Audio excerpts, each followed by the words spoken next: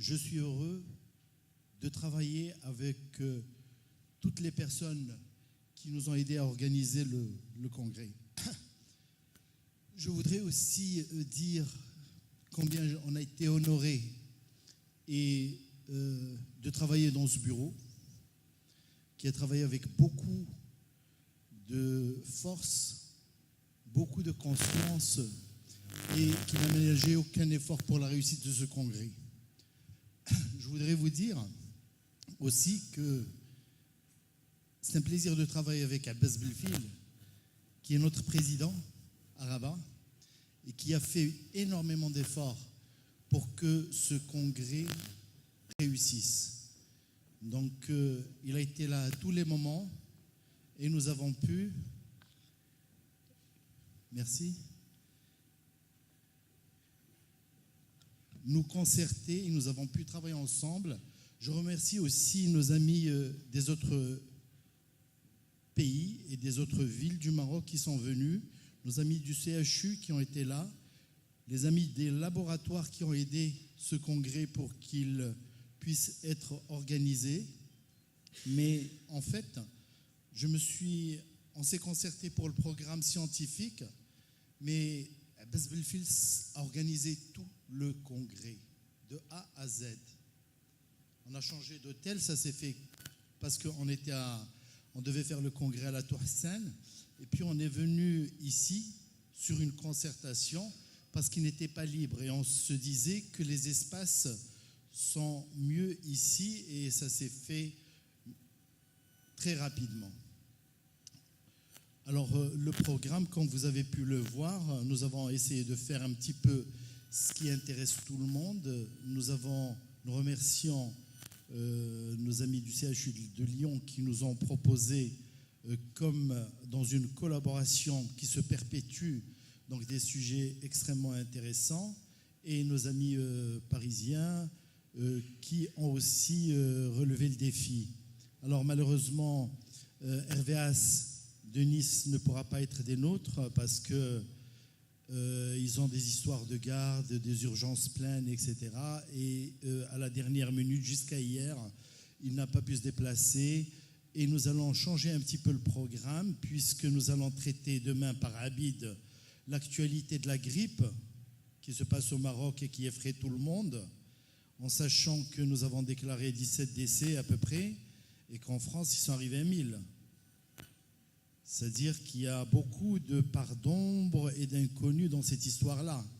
En sachant que le vaccin n'est pas très performant, on en parlera demain, et qu'on vaccine surtout. J'ai demandé à Hervé hier pour les urgences, il m'a dit qu'il n'y avait pas de dégâts chez les enfants, mais qu'il vaccinait les enfants juste pour diminuer le vecteur de transmission.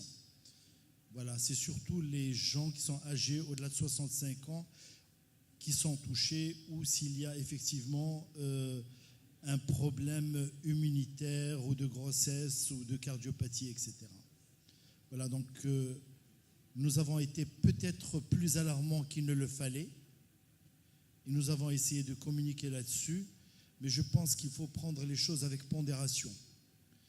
Alors, en ce qui concerne la Société marocaine de pédiatrie, donc nous allons organiser un congrès où nous allons faire participer toutes les spécialités dans le prochain congrès. Ça va être peut-être comme avant, c'est-à-dire que nous allons essayer de faire les actualités,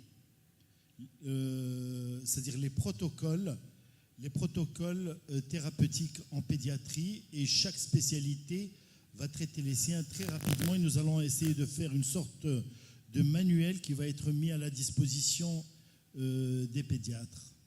Alors, il y a beaucoup de congrès qui vont voir le jour. Donc, d'ici ce mois-ci, déjà, vous avez la neuropédiatrie avec Madani qui est là et qui organise depuis un certain temps un congrès de qualité où je vous convie.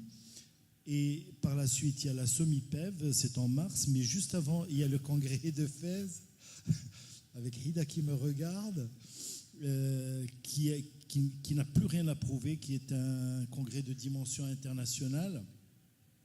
Et puis par la suite, il y a le congrès de Marrakech, donc où il y a le 12 avril, c'est la SMP. Puis par la suite, les Marrakechis, puis par la suite, il y a un congrès africain organisé par la CPP à Marrakech, toujours en mai, en avril, et puis nous allons en juin, le 28 juin, il y a la Smurnep qui aura lieu cette année à Essaouira, le 28 juin. Donc nous avons, tout est réservé, tout est toqué, les orateurs sont bookés, tout va bien.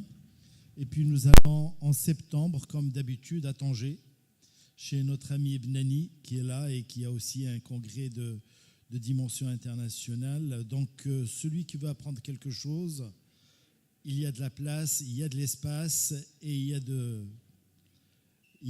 y a à faire. Alors, je vais passer la parole à mon ami Ibn Hussein, qui va nous lire un mot du président Abbas Belfil, qui est là d'ailleurs, et il va le faire de là-bas. Tu as tes lunettes?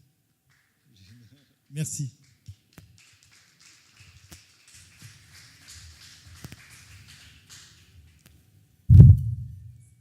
Salam alaikum.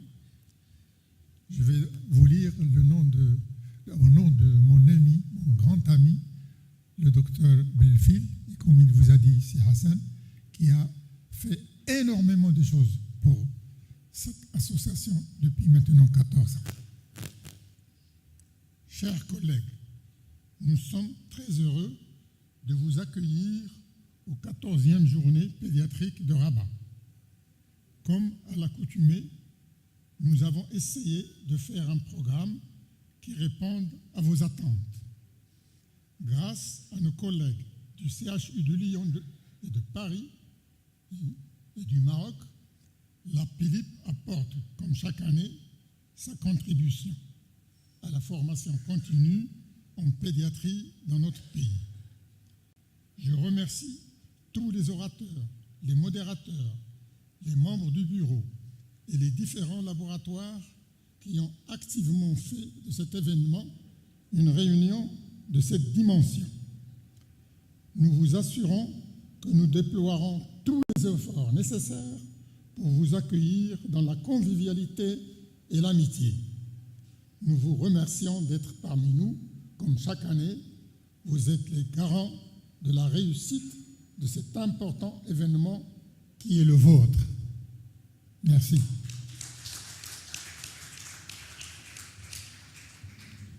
Merci Ibn Hussein, merci Abbas pour ces mots de qualité qui réchauffent tout le monde. Et on va passer directement au programme.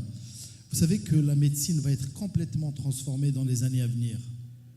Tout va changer. Nous allons devenir peut-être des instruments. Il y a peut-être des spécialités qui vont disparaître. Et donc, ces transformations, pas toutes.